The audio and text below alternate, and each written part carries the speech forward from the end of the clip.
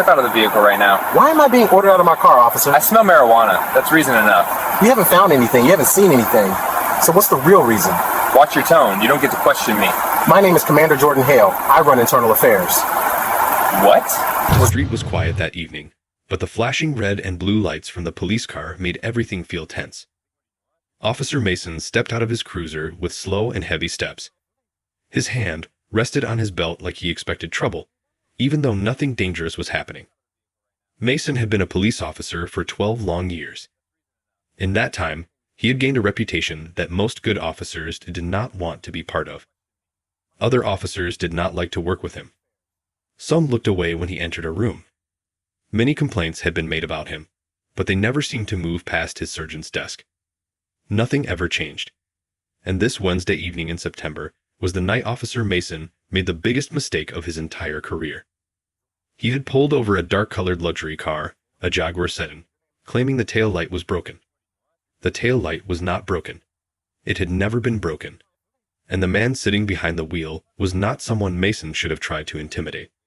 The man was Commander Jordan Hale, the newly appointed head of internal affairs for the whole police department. Before we go deeper, I want to ask you something.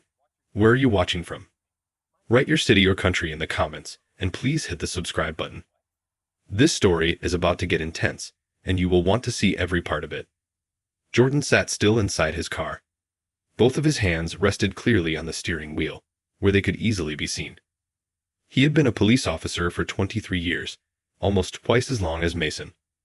He had worked his way up step by step. First patrol officer, then detective, then sergeant, then lieutenant, and finally commander.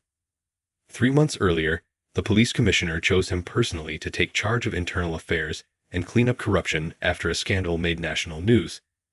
The department needed someone honest, someone brave, someone who would face dirty officers without fear. Jordan was that man. But right now on this street in this car, he was simply another black man being pulled over for no clear reason. Officer Mason walked toward the Jaguar slowly, like he wanted to show who had power here. His flashlight shined into the car even though there was still enough light to see. He tapped on the window with a flashlight, another small action meant to show control. Jordan pressed the button and lowered the window. License and registration, Mason said without greeting. Jordan moved slowly, like he had taught many young black men to do during safety workshops. May I ask why you pulled me over, officer? Mason's jaw tightened. He never liked when someone asked questions. I said, license and registration. Jordan had a choice here. He could show his badge and reveal who he was, and Mason would suddenly become polite and afraid. Or he could let the moment continue to unfold and see how far Mason would go. Maybe this would give him the evidence he needed to understand what kind of officer Mason truly was. Jordan chose the second option. He moved slowly, explaining his actions out loud. I'm reaching for my glove compartment now. My registration is inside. Mason's hand moved closer to his weapon. Faster. I don't have all day. Jordan kept his calm. He handed over the registration, then took out his wallet and gave his license. Mason snatched both and looked at them with his flashlight. The name, Jordan Hale, was correct. The address matched a good neighborhood nearby. Everything was in order. Instead of feeling satisfied, Mason seemed annoyed. Step out of the vehicle, Mason said. For what reason? Jordan asked, still calm. I smell marijuana. Step out of the vehicle now. Jordan did not smoke. His car smelled like fresh leather and a bit of coffee he spilled that morning. There was no marijuana smell. But Jordan knew this script well. He had read the same excuses many times in the complaints that reached his desk. He stepped out. At 6 feet tall and well-built, Jordan carried himself with confidence. This seemed to make Mason even more uncomfortable. Turn around. Hands on the vehicle. Jordan obeyed. Mason began to pat him down roughly, far more roughly than necessary. A few people in the neighborhood noticed. An older woman stood watching from a porch. A teenager on a bicycle slowed down. People could feel something was wrong. What do we have here? Mason asked as he took Jordan's phone from his pocket. That's my phone. I'll decide what it is, Mason said sharply. Looks expensive. Where does someone like you get the money for a car like this and a phone like this? Someone like you. Jordan had heard these words many times in other people's stories. Now he was hearing them aimed at him. After finishing the rough search, Mason walked back to his cruiser with Jordan's phone and documents. He sat there for nearly 20 minutes.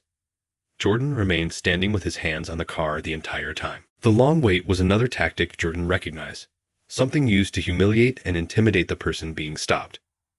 More neighbors stepped outside. One young woman began recording the situation on her phone. Mason did not notice. When the background check came back clean, Mason looked frustrated. No warrants. No criminal record. Not even a parking ticket. But Mason still did not know who Jordan really was. To him, Jordan was simply a black man in a nice car who needed to be taught a lesson. Finally, Mason returned. "I'm going to search your vehicle," he announced. Jordan lifted his head. He was tired of this. "On what grounds? You've run my information. I have no warrants, no record. The stop was for a tail light that isn't broken. You claimed to smell marijuana, but you found nothing on me. What probable cause do you have to search my vehicle?" Mason grew red with anger. He was not used to someone who knew the law better than he did. "Don't tell me how to do my job," Mason said. "I have reasonable suspicion, and that's all I need." "Reasonable suspicion of what, specifically?" Jordan asked. That question pushed Mason past his limit. "You want to play lawyer?" Mason said, stepping close. "How about I add resisting arrest to the charges?" "What charges?" Jordan asked. "What am I being arrested for?" "Disorderly conduct. Failure to comply with a lawful order." Jordan had done nothing wrong, and now he could see where this was going. Mason pulled out his handcuffs. "Turn around." Jordan looked straight at him. "Officer Mason," he said, "before you put those handcuffs on me, I need to inform you that I am Commander Jordan Hale, head of internal affairs for this police department." Officer Mason froze. His hands stopped mid-air with the open handcuffs hanging between his fingers. For a moment, he did not breathe. He simply stared at Jordan like he had just seen something impossible. The name, the title, the rank, none of it matched the story Mason had created in his mind when he first approached the car. "Badge number 47, Jordan continued in a steady voice. "I report directly to the police commissioner, and for the past 25 minutes, you have been conducting an illegal stop, an illegal search, an illegal seizure of property, and now you're attempting an arrest based on false charges." Mason's face grew pale, then red, then pale again. His mouth opened, but no words came out. "I don't believe you," he finally said, but his voice sounded weak, as if he no longer believed himself. "Show me your badge." "My badge is in my wallet, which is in your hand," Jordan replied. "The same wallet you took my driver's license from. If you had bothered to look, you would have seen it." Mason looked down at Jordan's wallet, still in his grip. His fingers shook as he opened it. There, beside the space where the driver's license had been, sat the police identification card and the gold badge. The handcuffs slipped from Mason's hands and fell onto the pavement with a metallic clatter. I didn't know," Mason whispered. Jordan looked at him with calm eyes. "Would it have mattered if I wasn't a police commander? If I was just a regular citizen, would this stop have been acceptable?" Mason had no answer. The truth was too clear, too loud, too painful to speak. Jordan took a slow breath. His voice was still calm, but now it carried the weight of everything he represented: authority, justice, and accountability. "I'm going to ask you a direct question," he said. "How many times have you done this? How many drivers have you pulled over without cause? How many illegal searches? How many false arrests?"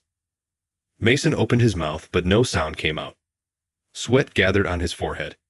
The cool evening air did nothing to help him. "I want you to think carefully about your answer," Jordan said, "because I'm going to be reviewing every single report you filed, every stop you've made, and every complaint placed against you. And something tells me we're going to find a pattern." It was the truth, and Mason knew it. The people watching knew it. The young woman recording it knew it. But there was something more important. Jordan knew it too. And he already knew that this moment was no mistake. This moment was a window into years of unchecked behavior. "You thought my taillight was broken. It's not. You thought you smelled marijuana. You didn't. You thought I was being disorderly. Your own dashcam will show I was completely cooperative. So what did you really think, Officer Mason? Jordan didn't need an answer. The silence was the answer. Just then, the sound of neighbors whispering grew louder. The young woman with the phone continued recording every second. The old woman watched with crossed arms. A teenage boy stood by his bicycle, eyes wide, as if he knew something important was happening. Mason bent down slowly to pick up the handcuffs he had dropped. His hands shook as he held the cold metal. When he straightened up, he looked like a man who had just seen the end of his career. "What happens now?" he asked quietly. "Now," Jordan said, "you're going to return my phone and my documents. Then you're going to get in your cruiser and drive directly to the station. You're going to Internal Affairs and file a complete report of this incident, every detail. And then you're going to wait for me to arrive." Mason swallowed hard. "And if I don't?" Jordan motioned toward the neighbors, the recording phone, and the police camera on Mason's own car. "Then I'll file the report for you, and it will include failure to comply with a superior officer's direct order. Your choice." Mason handed over the phone and documents with trembling hands. He walked back to his cruiser like someone walking toward a long and painful punishment. The engine started, the lights went off, and the cruiser disappeared down the street. Jordan stood alone for a moment, letting the tension fall away. Staying calm during an abusive stop took energy, more than people understood. But he had learned long ago that calm was powerful. The young woman walked toward him. "Are you okay?" she asked. "I am," Jordan said. "Thank you for recording that." "I've seen that officer before," she said. "He stopped my brother last month. Gave him a ticket for an expired sticker that wasn't expired. My brother tried to fight it, but nothing happened." "Nothing happened then," Jordan said gently. "But something's going to happen now. Can I get your contact information? You and your brother may be witnesses." She nodded and gave her number. Jordan typed it into his phone and wrote a quick note. The older woman across the street called out loudly, "About time someone did something about that man. He's been troubling this neighborhood for years." Years. The word echoed in Jordan's mind. If Mason had acted this way for years, how many people had been treated the same way? How many reports had been ignored? How many voices had been silenced? Jordan took one more breath and returned to his car. He could have ended the whole situation earlier by showing his badge, but that would only have protected him, not the many people who had faced similar treatment without anyone to defend them. He started his engine and drove toward the station. He passed the park where he once coached youth baseball, the community center where he taught lessons on police and community trust, and the cafe he visited each morning. Everything familiar, yet everything changed by what happened that evening. The police station stood tall ahead. Jordan parked in his spot and walked inside. The building was mostly empty at that hour, but a few officers glanced up as he passed. Some respected him. Some disliked him. Some feared him. Internal Affairs had that effect. As he expected, Mason was already seated in the waiting area. His uniform looked heavy now, like he no longer belonged in it. His face showed fear, shame, and helplessness. Jordan walked past him without a word and entered his office. Then he set down his bag, turned on his computer, and opened Officer Mason's file. 12 years on the force. 43 complaints. Jordan stared at the number. 43. And yet, Mason was still active, still with a gun, still patrolling, still harming innocent people. Jordan opened the first complaint. Then the second. Then the fifth. The pattern was clear. Excessive force. Illegal searches. Racial profiling. Unjust arrests. Harassment. Every complaint seemed to follow the same script. Most complaints were dismissed or marked unfounded by Mason's sergeant. Not because the complaints were false, but because the sergeant never tried to investigate them. Jordan picked up his phone and called the police commissioner. "We have a problem," he said. "A big one." The police commissioner arrived at the station before sunrise. He walked down the quiet hallway with fast steps, his jacket still unbuttoned, his face serious. When he reached Jordan's office, he did not wait for an invitation. He pushed the door open. "Show me," the commissioner said. Jordan turned his computer screen toward him. The commissioner leaned forward, scanning the long list of complaints. His jaw tightened. 43, he said quietly. And no one reported this up the chain. No one, Jordan answered. Every complaint went straight to the same surgeon, and he dismissed almost all of them in minutes. The commissioner closed his eyes for a moment, thinking deeply. When he opened them, Jordan could see something new in his expression, anger, but also regret. We trusted him, the commissioner said. We trusted his reports. We trusted his judgment. And now look at what it cost. It cost more than we know, Jordan replied. The neighbors recognized him. They said this behavior has been happening for years. The commissioner sat down slowly. What do you think we should do? Jordan already knew the answer. He had known it from the moment he opened the first complaint. We take full action. Complete investigation. Internal affairs review of every stop he has made. BodyCam footage, dashcam footage, written reports. And we speak with every person he has stopped in the past 12 years. 12 years, the commissioner repeated with a tired sigh. This is going to shake the whole department. It needs to, Jordan said softly. The commissioner nodded, stood up again, and said, Bring Mason in. A few minutes later, Mason entered the office.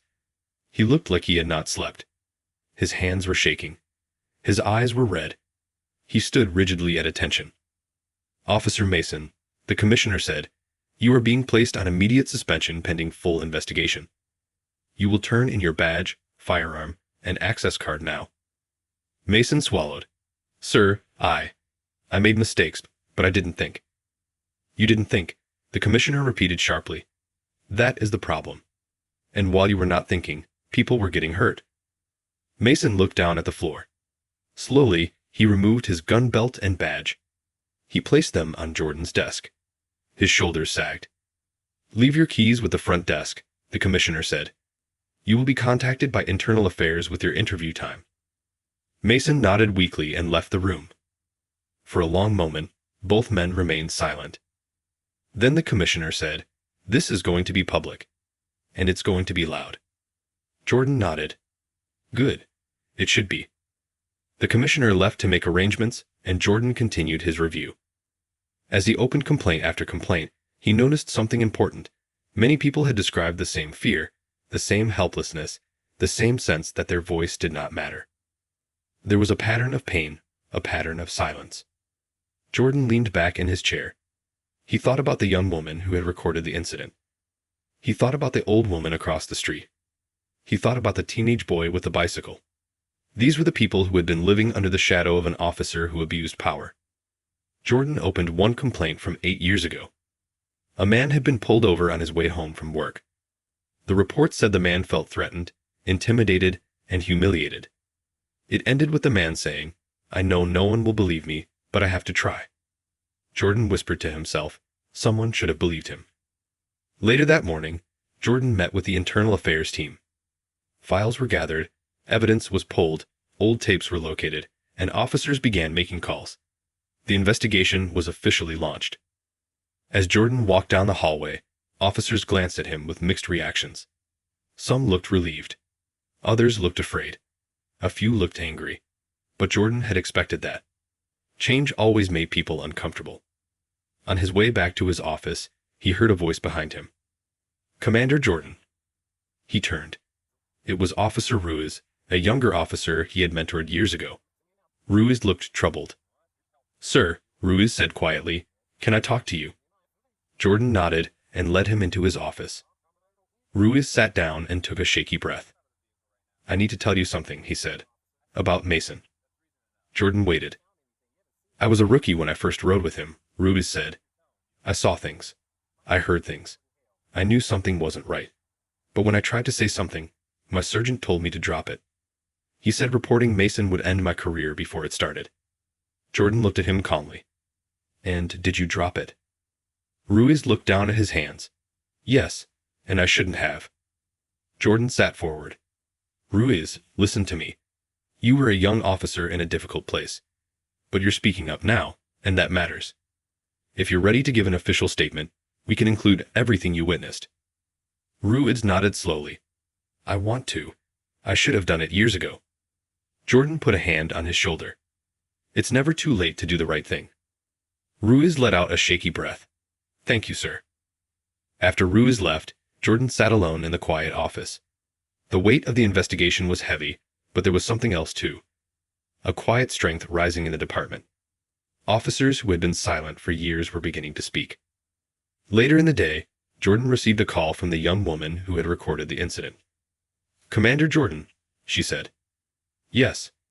My brother wants to come forward, she said. He didn't think anyone would listen before, but now. He wants to tell what happened. Jordan smiled softly. Tell him I'm ready when he is. By evening, new statements had come in. More people were calling. More stories were being told, stories that had been buried for years. Jordan gathered his paperwork, turned off his office lights, and headed toward the exit. As he stepped outside, he felt the cool air on his face. The day had been long, heavy, and emotional. But it was also the beginning of something important. The truth was finally being heard. The next morning, sunlight filled the city with a warm, gentle light, but inside the police station, there was nothing gentle about the atmosphere. Officers walked quickly through the halls. Phones rang nonstop. Internal affairs had taken over 2 conference rooms. Boxes of old reports, tapes, and files were stacked everywhere. Jordan stood in the middle of the busy movement, watching it all with a calm but focused expression. What started as one illegal traffic stop had now become a full review of 12 years of policing. A door opened behind him. Commander, an investigator called, we finished reviewing the BodyCam footage from the past 6 months. And? Jordan asked. The investigator shook her head slowly. A pattern. Same behavior, same tone, same threats. It matches the complaints. Jordan thanked her and walked into the conference room where a group of officers sat with notebooks and computers. On the wall was a timeline showing every complaint against Officer Mason, color-coded by year. It was longer than anyone expected. Jordan looked at the officers and said, we are not just looking at one man's actions. We are looking at a system that allowed those actions to continue. Every person who complained deserves to be heard. Every wrong step deserves the truth. An officer raised his hand. Sir, some people on social media are already talking about it. Videos are spreading fast. Let them spread, Jordan said. We are not hiding anything. Later that afternoon, the police commissioner called a meeting with community leaders. Jordan joined him in the meeting room. There were chairs arranged in a circle, and the mood was tense but hopeful. A pastor from the community spoke first. We appreciate the transparency, but this did not start yesterday. People have been suffering for years. I know, the commissioner said, and I take responsibility for that. We should have known sooner. We should have asked more questions. Jordan added, a department is supposed to protect the people. When it fails, we must face that failure fully and honestly. A woman stood up. Jordan recognized her. It was the young woman who had filmed the incident. With respect, she said, trust isn't built with words. It's built with change. Jordan nodded. Then we will show you change. Not by promises, but by action. Another man raised his hand. What will happen to Mason? The commissioner answered, his case is under full investigation. Depending on the findings, he could face termination, criminal charges, or both. The room grew quiet. People exchanged looks. Some nodded. Some seemed uncertain, but for the first time, they felt like someone was truly listening. When the meeting ended, the commissioner looked at Jordan and said, thank you for guiding this. Jordan shook his head. The truth guided this. I only followed. That evening, Jordan returned to his office and continued working through files. He read stories of fear, confusion, and frustration. People who had been stopped on their way home, on their way to work, on their way to visit family. People who lost money to unfair fines. People who had been embarrassed in front of their children. People who had spent nights in jail for things they did not do. Every story mattered to him. He closed one file and leaned back in his chair. His eyes felt heavy, but his heart felt steady. Justice was often slow, often painful, but always worth it. Just then, someone knocked on his door. Come in, Jordan said. Officer Ruiz stepped inside. Sir, more officers want to speak with you. Some are ready to give statements about the surgeon who kept protecting Mason. Jordan nodded. Good. Bring them in tomorrow. Ruiz hesitated, then said, Sir, thank you for not stopping at the surface. Jordan smiled a little. There is no real justice on the surface. Ruiz left, and Jordan stood up. He had one more thing to do before ending the night. He walked down the hallway to the evidence room. Inside, an older officer named Briggs looked up. Here to check the tapes? Briggs asked. Yes, Jordan said. I want to see the video from the night it happened, the full footage. Briggs handed him the drive. Be careful with it.